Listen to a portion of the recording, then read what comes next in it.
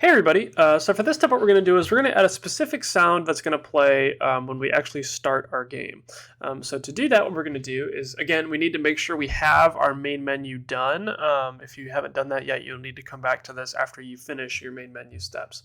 So what we're going to do is we're going to select that Start Game button, and if you've already added the button click sounds to your Start Game, you're actually going to remove those. You're going to remove that audio source, and you're going to remove, well, I guess you can keep the audio source, but you are going to remove the call from the event. So you would just click on it and hit the minus button. We want to keep the canvas one here. We just want to remove that audio one if you already have it.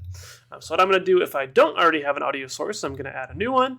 Make sure to go down to hit play on awake and uncheck that, and then change our volume to 0.25. Then we're going to click on audio clip here, and we're just going to search for confirm. Or not confirm, confirm. There we go, and that's going to give us just a slightly different button click sound. And then we're going to hit plus here and drag the audio source into our unclick event. Go to audio source and hit play. That's all there is to it. So once you got that done, go ahead and save your scene.